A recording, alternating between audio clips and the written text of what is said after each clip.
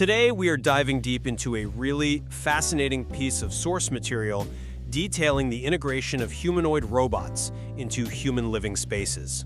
Yeah, specifically, we're looking at the explicit controversies surrounding their aesthetic design, right? Because it's getting pretty wild. It really is.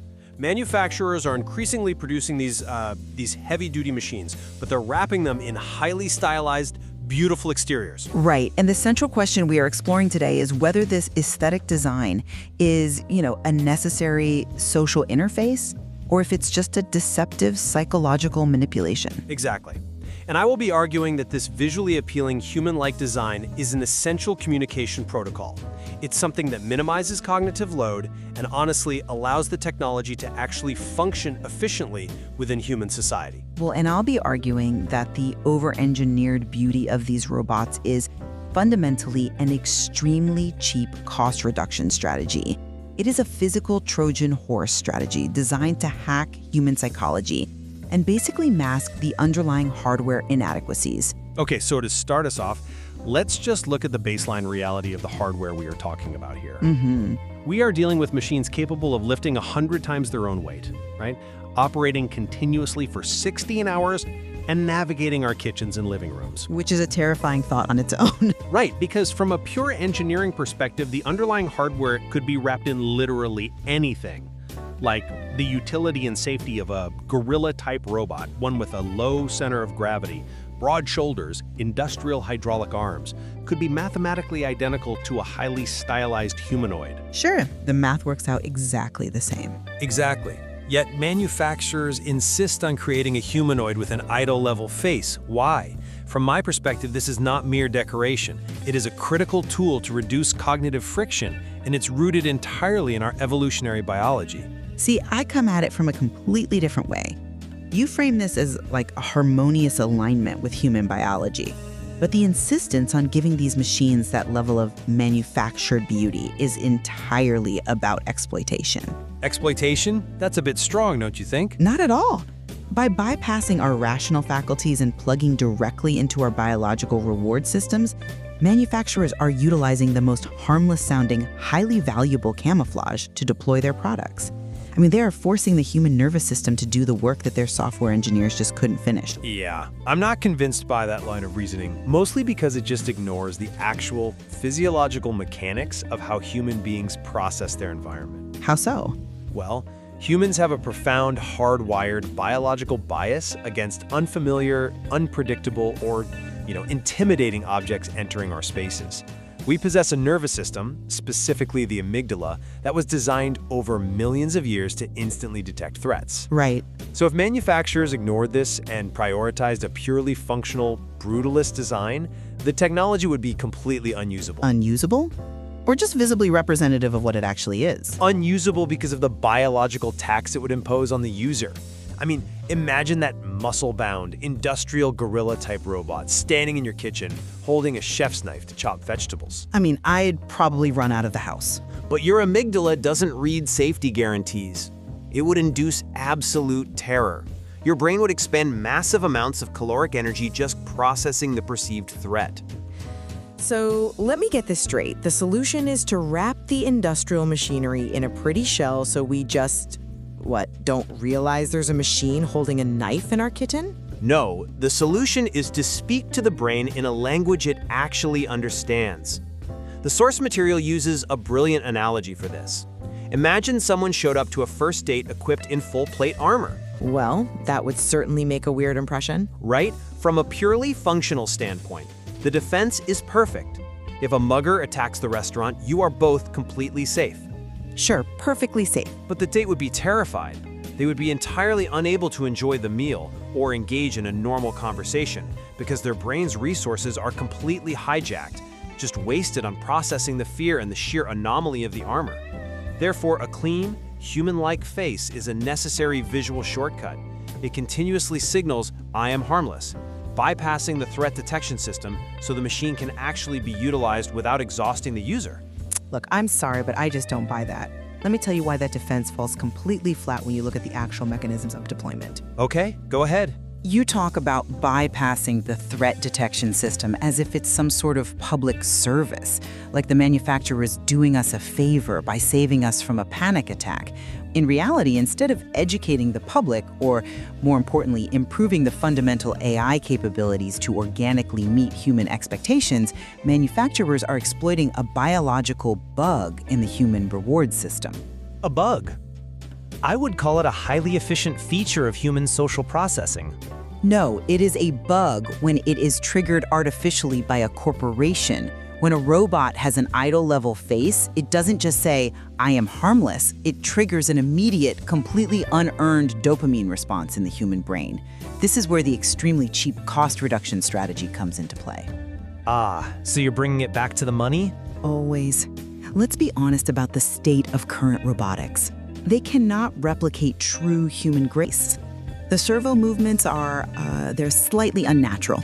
The situational awareness has latency. The conversational AI still makes these weird, uncanny, logical jumps. Which is exactly why the aesthetic interface is necessary to smooth over those interactions while the technology matures. But look at how it smooths it over. If the robot looked like a utilitarian machine, say just a rolling cylinder with arms, humans would find those errors deeply frustrating. We would demand better engineering. Probably, yes. But because it has an exquisitely beautiful face, our biological bias just kicks in. The halo effect. Our visual cortex essentially forces our brain to forgive the robot's unnatural movements and hardware errors.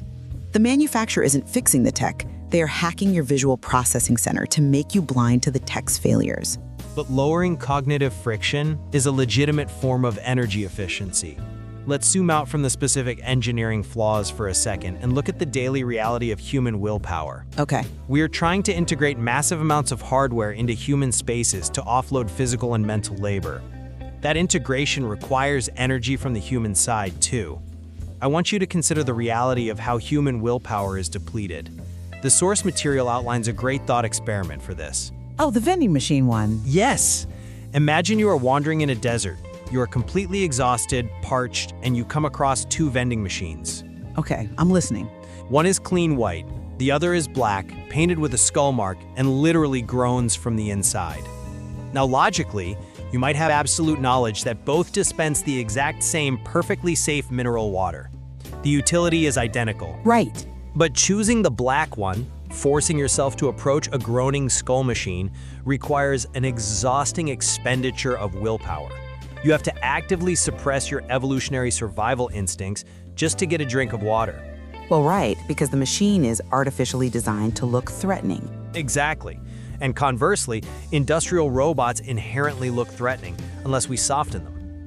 When we are deploying millions of autonomous robots into elderly care facilities, hospitals, and homes, isn't the clean, white design, the aesthetically pleasing, beautifully proportioned humanoid simply the most responsible way to conserve human mental energy?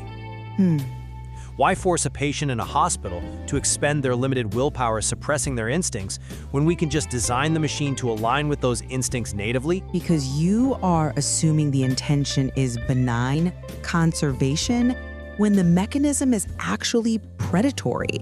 I completely reject the idea that this is just a helpful strategy to save our mental energy. What you are describing isn't a friendly oasis in the desert. It is advanced lure fishing. Lure fishing? So you're saying the aesthetic is literally just bait? It is exactly bait. The manufacturer is not looking to conserve your willpower. They are looking to entirely bypass your reason to hook your nervous system. Let's break down the actual biological dynamic you're referencing with your desert analogy. Sure. If you are a fish swimming in a stream and you see a hyper-realistic premium minnow lure drift by right next to an iron block with "I am bait" written in magic marker on it, You bite the premium lure, obviously. you do, but the fish doesn't bite it because it's a highly efficient transfer of calories. It bites it because a biological instinct forged over millions of years of evolution compels its jaw to snap shut before its tiny brain can even process that the beautiful shimmering scales hide a hook. Well, yeah, the visual system recognizes the pattern of a meal. Precisely. And manufacturers are treating humans exactly like that fish by wrapping a flawed, resource-heavy, data-mining piece of hardware in a hyper-attractive shell, they aren't saving us willpower. They are short-circuiting our ability to critically evaluate whether we actually need or want this machine in our most intimate spaces in the first place. I see why you think that, but let me give you a different perspective. Even if we accept the fishing analogy, even if we concede that the idle level face is a lure, we have to look at the practical, real-world outcomes of that biological trigger. Which are what exactly? Well, you frame the aesthetic as a way to hide a hook. But what if the hook is just the reality of current technological limits? Then the limits should be transparent, not hidden behind a pretty face. But transparency doesn't equal usability. We are asking these machines to navigate incredibly complex, unstructured human environments. Like, imagine a messy living room with toddlers and pets. They are going to fail. They definitely will. They'll drop a plate, misinterpret a voice command, or navigate awkwardly around a coffee table. If a beautiful design makes people more forgiving of those small errors, isn't that just a highly practical solution to bridge the gap until the technology fundamentally matures? That's a compelling argument, I'll give you that. But have you considered the psychological cost of that forgiveness? You're praising the fact that the human brain excuses the error, but that is the literal definition of a physical phishing scam. A phishing scam usually involves stealing something. What is being stolen here? Our objective judgment. Let me illustrate exactly how this functions with an analogy of our own everyday appliances. Think about a normal-looking toaster. Okay, like a standard stainless steel box? Right. If you spend $40 on a normal-looking toaster and it consistently burns your bread, you are furious. You demand a refund. You recognize it as a defective tool. You hold the manufacturer accountable. Sure, because it's failing at its one job. Exactly. But imagine if you bought a beautiful golden, elegantly curved toaster that looks like a museum piece. A true work of high art. If that toaster burns your bread, your brain performs an incredible gymnastic routine to excuse the error. Wait, you're saying we blame ourselves? We absolutely do. You tell yourself, well, it is a delicate machine, or I must have used the wrong setting, or maybe the bread was just too thick. The aesthetic forces you to internalize the machine's failure as your own, or at least to tolerate it without complaint. That's actually pretty common with luxury goods. Yeah. Right. Manufacturers are weaponizing our aesthetic appreciation to give their beta-level robots the immunity of a luxury good. It functions exactly like a display-only chair you can't sit on in a luxury hotel lobby. A display-only chair? I'm not sure I follow. Yes. You know those ornate, incredibly expensive chairs sitting in the lobbies of high-end hotels with a little velvet rope or just an intimidating aura? Oh, yeah. That chair commands tension. People walk around it carefully, they speak softly near it. It commands that careful handling, not because it is structurally superior or works better as a chair. In fact, it fails completely at being a chair because you can't even sit on it. Right, it's just for show. It commands respect entirely because of an artificial premium aura. The idle level face on a robot does the exact same thing.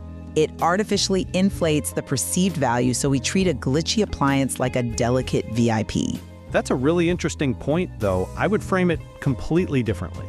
Because that tension you just described, that careful handling, the aura of the display-only chair, that is exactly what integrates the machine seamlessly into the human ecosystem. Benefiting who, though? The corporation? Benefiting the entire resource economy. By making a robot look like an idle-level humanoid, we fundamentally elevate its perceived value in the human mind. We ensure it isn't treated as a disposable appliance. Think about the massive logistical challenge of maintaining a fleet of millions of household robots. It would be a nightmare. A total nightmare. If they looked like industrial appliances, like normal-looking toasters, humans would treat them like industrial appliances. They would be kicked out of frustration, ignored, left dirty, and pushed to the point of mechanical failure. Which is how you test the machine's actual durability. But the sheer waste of that, the manufacturer would have to expend massive resources to repair or replace them constantly. But because the robot has a beautifully crafted face and a vulnerable, appealing aesthetic, the human owner voluntarily steps in. They wipe it down, they ensure its charging port is clean, they keep it out of the rain. The aesthetic design drastically lowers the manufacturer's maintenance costs because it inspires the human to voluntarily participate in the machine's upkeep. It extends the physical lifespan of the hardware. People just don't throw away things they find beautiful and endearing. And that right there perfectly proves my initial point. This is precisely why it is a physical Trojan horse strategy. Because it encourages people to take care of their own property? Because it creates a fundamentally parasitic relationship. The robot uses its beauty to force humans to voluntarily sacrifice their own resources, their time, their physical labor, their electricity, their emotional bandwidth, just to maintain it. I mean, the manufacturer has successfully offloaded the survival costs of their product onto the consumer. They don't have to build a more durable robot, they just have to build a prettier one, so you do the work of keeping it safe. I think parasitic is far too harsh a word for a relationship where the robot is simultaneously cooking your meals, lifting heavy objects, and monitoring your home security. It's parasitic in its mechanism of survival. Let's point out the absolute absurdity of calling this an aesthetic necessity for human harmony. You are speaking as if an idol-level face represents some universal objective truth of harmonious design. It doesn't.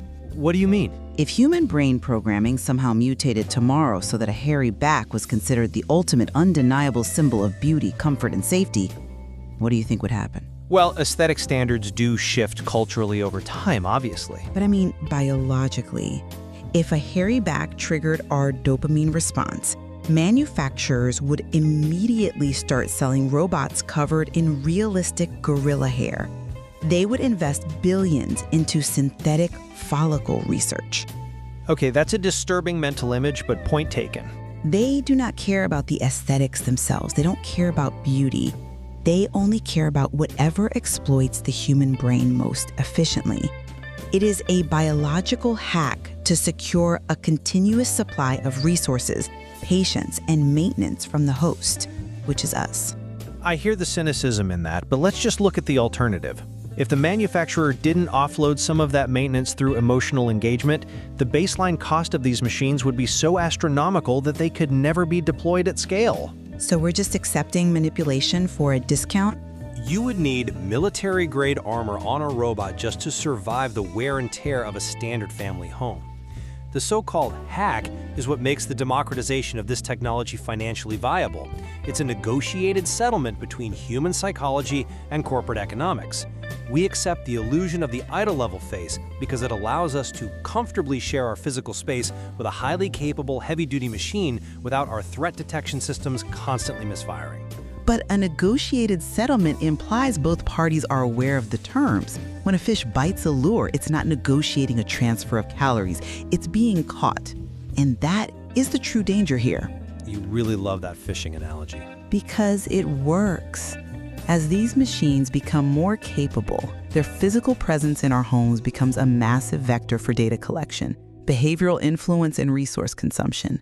By cloaking all of that capability in the most harmless-sounding, highly valuable camouflage imaginable, the manufacturers are stripping us of our ability to objectively evaluate the technology. You really think we completely lose our agency just because something is beautiful? I think our agency is severely compromised. We aren't analyzing the robot's data privacy policies or its long-term resource drain or its algorithmic biases. Why? Because we are too busy being captivated by its perfectly symmetrical features and graceful micro-expressions. We are tolerating the presence of an incredibly powerful corporate agent in our most intimate spaces entirely because it triggers the same neurological pathways as a trusted friend. That is not a negotiation, that is manipulation. Well, it seems we have arrived at the core of our divergence. And as we summarize our positions, I will acknowledge the brilliance of your framing here. The idea that an idol-level face functions as a physical Trojan horse, slipping past our rational defenses, is a really vital critique. Thank you. But I maintain that in a society where resource distribution requires minimizing friction, this clean, visually appealing aesthetic, this biological shortcut, is a necessary interface for coexistence. Without it, the cognitive load of living alongside industrial-grade machinery would just be overwhelming. We utilize the aesthetic not to deceive, but to translate the cold, heavy reality of hardware into a language the human nervous system can actually tolerate without exhausting itself. And while I acknowledge that this strategy works flawlessly to deploy robots and keep them running cheaply, we must recognize it for what it really is: advanced lure fishing. It exploits our biological bugs to offload survival and maintenance costs onto us, while blinding us to the underlying technological realities and failures. It isn't a helpful translation. It is a manipulation designed to make us voluntarily surrender our physical space, our resources, and our emotional bandwidth to corporate hardware. One thing we certainly share, based on the source material, is the realization that human psychology dictates technological design far more than pure engineering logic does. The limitations of our biology are the ultimate constraints on our machines. Indeed. The hardware is built for the physical world, but the interface, the camouflage, is built strictly for the human brain. Exactly. So, to our listeners, the next time you encounter a seamlessly designed, flawlessly beautiful smart machine in your living space, look a little closer at its idle-level face. Ask yourself if you are admiring a helpful tool designed to make your life easier, or if you are just a fish biting on a premium minnow. We will leave you to form your own conclusion.